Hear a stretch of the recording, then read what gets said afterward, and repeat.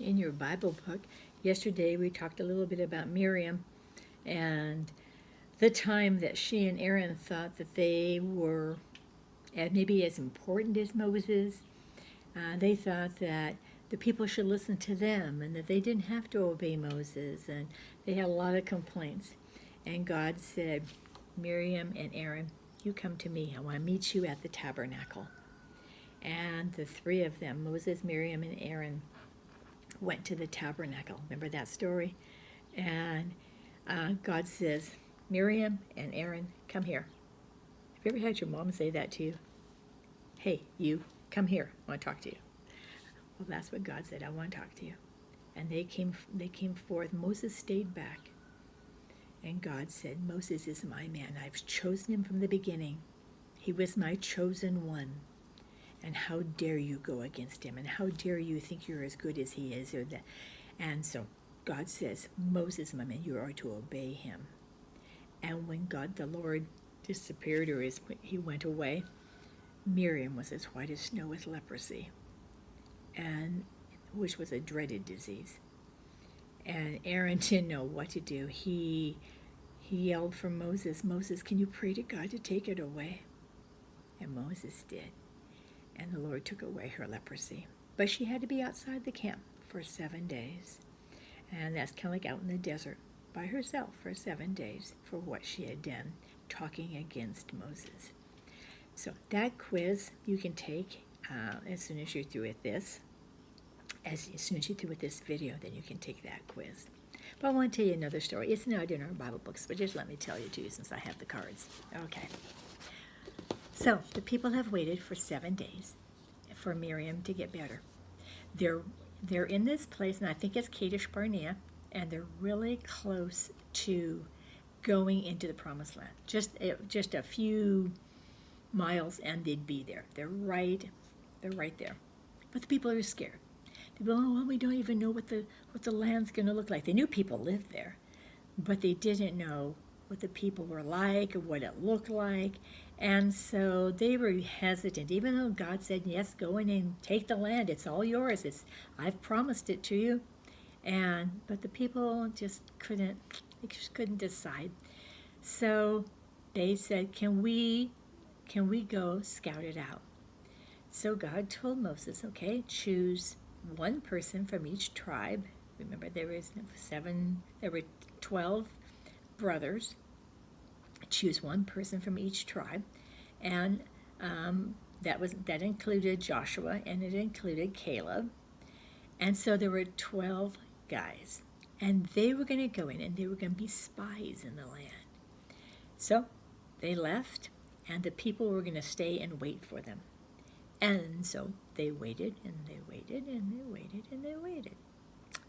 And time was going on, first a week, and then 2 weeks, then 3 weeks, then 4 weeks, then 5 weeks, then 6 weeks, almost 6 weeks before they came back. And the people says, oh, the people knew they just knew that they'd been killed. They said they've been murdered. That's the problem. That's why they're not back. But Moses didn't think that. Moses just kept waiting.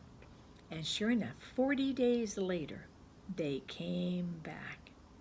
And they carried some figs and some pomegranates, which were their fruits. And they carried a gigantic clump of grapes, so big that 2 guys had to carry them on a pole. I mean, there was a big clump. Oh, and they talked about how beautiful it was, and there was food. They've been eating manna for a lot of years, and now there was food, different kinds of food, and there was grain for everything, and for everyone. And they were thinking, oh man, this is going to be so good.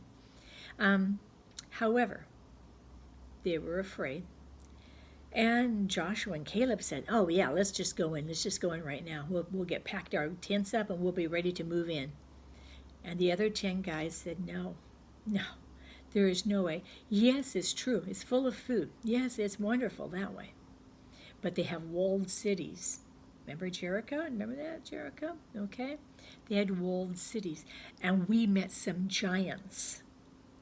And like Goliath was a giant, well, there was a giant there. So he said, we've met some giants, and we look like grasshoppers. We couldn't even ever beat them. And Joshua and Caleb said, yeah, the Lord's on our side. We can do it. And the other 10 says, nope, there's no way, Jose, that we could ever do this in 100,000 years. We are just little people. We could never, look at us, just a few people here. We could never beat all those people and scoot them out of their houses and out of their land. And Joshua and Caleb disagreed. And Moses and the people then they began to say things like, well, we wish we just died in Egypt. I don't know why we had to do all of this, walk all this way, and only to be faced with a big problem, and on and on and on they went. So, there they are, all the people waiting and waiting and waiting. 40 days later, they came back. Look what they had. See how big that grape clump is? Big. And pomegranates and figs, and the people are thinking, oh, this is going to be awesome.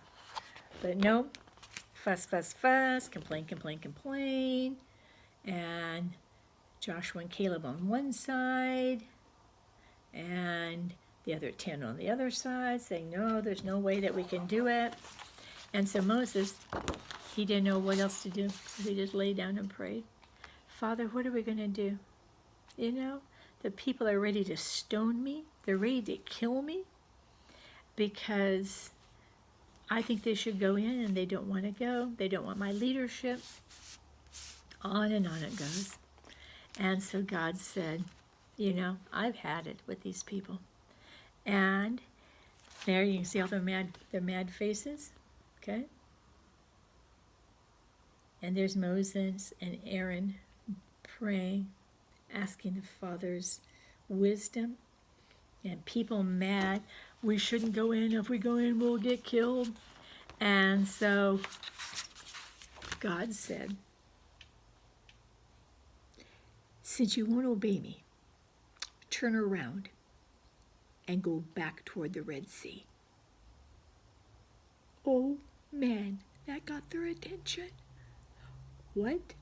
Turn around? What are you talking about? Turn around. We've spent years trying to get here. What do you mean turn around and go back toward the Red Sea?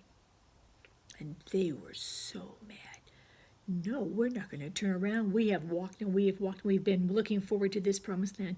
We are not going back. We are not going back. And Moses said, God said, turn around, and you're going to be in that wilderness 40 years. A year for every day that the spies were gone. They were gone 40 days. Well, every day is going to stand for a year in the desert. And you're going to walk around until you're all dead. And anyone who is 20 years old or younger is going to get to go into the promised land. But the rest of you are going to die in the desert because you're going to be walking around for 40 years. Oh, that made them so mad. And so there was a team of people, and they said, we don't care what God says. God can say what he wants. We are going to go, and we're going to get in that land, and we're going to take over the land. And poor Moses, he's over there, no, don't do that, because if you do that, you're going to get smushed. And these people, no, we don't care what God says. We're going to do it. And so they walked into Canaan. They walked up into kind of the hilly part. And guess what? They got chased out. And they got scared. And they ran back to camp. They didn't get killed, but they got defeated. And they knew there was no way, without the Lord's help, there was no way they were ever going to take over the land. And so they packed up all their tents and all their stuff. And for the next 40 years, they walk around in the desert, around and around and around, until the last person that had come out of Egypt died, except two, Joshua and Caleb. And they get to see the promised land because they're the two spies that came out with a good report. And their report was, we can do anything with God. Absolutely. We are powerful with God. And they believed that in their hearts. And so God said, you trusted me, and you can come to the promised land. But everybody else, anybody that was 21 or older, all those people that came out of Egypt, went through the Red Sea, went through all of the stuff as they were walking, those people lost their lives.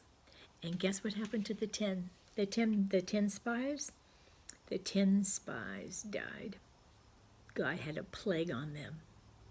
And he said, you wouldn't trust me. So there is a plague coming, and that plague killed those 10 guys. And they buried them right there at that camp.